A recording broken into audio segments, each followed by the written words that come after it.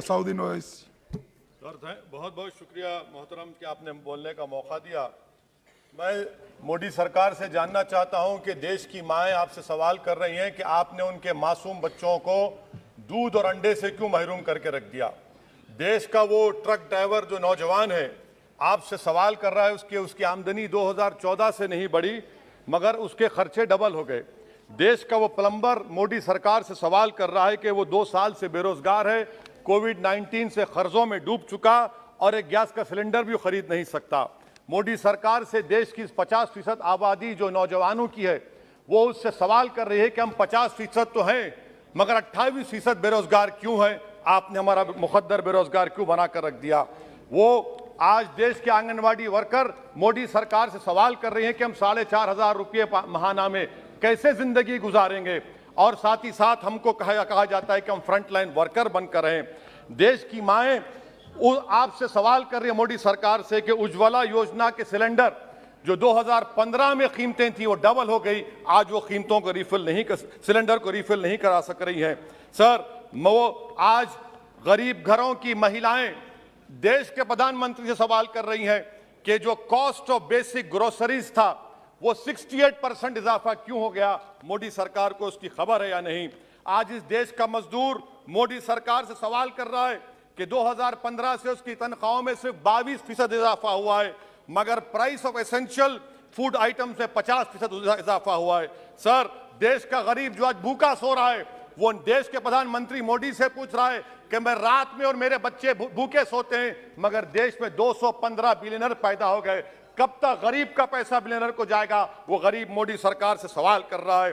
देश का नौजवान मोदी सरकार से सवाल कर रहा है कि मैं खेतों में काम कर रहा हूं, मेरी तनख्वाह में इजाफा नहीं होता और मेरी उसमें इजाफा होता है। PLFS सर्वे कहता है कि 42% से आज 45.6% नौजवान खेतों में काम कर रहे हैं। क्या मोदी सरकार जानती है कि नरेगा में फाइनेंशियल ईयर 22 में 8 महीने में 90 मिलियन लोग काम कर रहे हैं। क्या यह इकोनॉमी अच्छी है या इकोनॉमी की बर्बादी को बताता है? क्यों आपने अब तक 15 रियासतों को 4,700 करोड़ रुपये बकाया नहीं दिया मनरेगा? सर वहीं पर एक फौजी टूटे दिल के साथ देश के प्रधानमंत्री से पूछ रहा है कि आखिर आपने 8 साल में देश की इकोनॉमी को बर्बाद कर दिया, इसीलिए आपने अग्निवीर को लाया। आज वो सिपाही का दिल टूटा हुआ है जिसने अपनी जवानी चीन और पाकिस्तान के फौजों के खिलाफ आंखें डालकर खड़ा हुआ था। आपने इकोनॉमी को बर्बाद कर दिया और अग्निवीर देश के नौजवानों को मुकद्दर बनाकर देश की सुरक्षा से आपने खिलवाड़ किया है।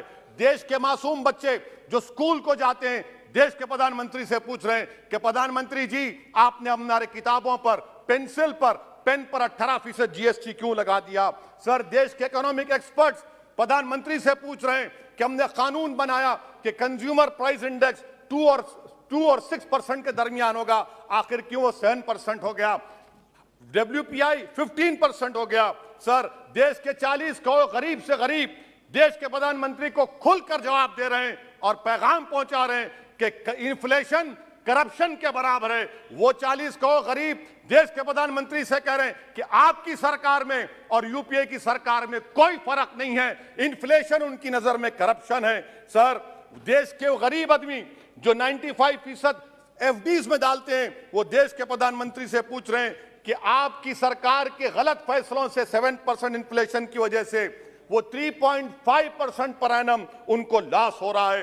सर वहीं पर देश के गरीब प्रधानमंत्री से पूछ रहे हैं कि हम आपकी गलत पॉलिसियों की वजह से आटा, बिस्किट, टूथपेस्ट कम खरीद रहे हैं। देश के वो लोग जो कर्जों पर घर और गाड़ी लिए थे उनके 1% लोन इजाफा हो गया क्योंकि आपकी तरफ से गलत पॉलिसियों की वजह से RBI ने 0.9% बढ़ाया तो बैंक्स ने 1% बढ़ा दिया। इस देश का किसान मोदी सरकार से पूछ रहा है कि 31 पैसे के लिए मुझे state bank of India NOC नहीं देता है मगर आपकी सरकार ने ऐसे बड़े बड़े डिफॉल्टरों को 1,45,240 करोड़ रुपए आपने राइट ऑफ कर दिए बैड लोन के लिए। देश का गरीब सर आई एम कंक्लूडिंग, देश का गरीब देश के प्रधानमंत्री से पूछ रहा है कि आखिर वो कौन सा बड़ा सरमायादार है जिसका नाम ए से शुरू होता है। 14,000 करोड़ दिया जाता है, 12,000 करोड़ दिया जाता है, NPA होता है। ये कब तक ये स्कैम होगा? देश को आप बेवकूफ बनाते रहेंगे। Sir, FD rates 0.1% risen, but banks is making 0.8, 0.8%. What is this? And in conclusion, sir, मैं खत्म करने से पहले याद दिलाना चाहता हूं कि हमारे फाइनेंस मिनिस्टर ने किसी एक बजट स्पीच में एक शेर पढ़ा था, यकीन हो तो कोई रास्ता निकलता है, हवा की ओट भी लेकर चिराग जलता है। मैं कहना चाहूंगा कि फाइनेंस मिनिस्टर साहिबा, आपने गरीबों के चिराग को गुल कर दिया, आपने दौलतमंदों की हवा में इजाफा कर दिया, आपने गरीबों के रास्ते पूरे बंद कर दिए। और शायर ने सही कहा था देश के प्रधानमंत्री के बारे में कि जो कहता था तारे तोड़कर लाऊंगा, जो कहता था तारे तोड़कर लाऊंगा, उसने आसमान ही गिरा दिया मुझ पर। सर, ये इनकी पॉलिसी है। सर, कंक्लूड कर रहा हूं, ये इनकी पॉलिसी। सर, खत्म करें। ये मोदी सरकार की पॉलिसी है। देख लीजिए सर, सिर्फ 50 एमपी बैठे, इनको प्राइस राइज से मतलब नहीं है, मगर देश की जनता का आक्रोश समझिए, गुस्सा समझिए।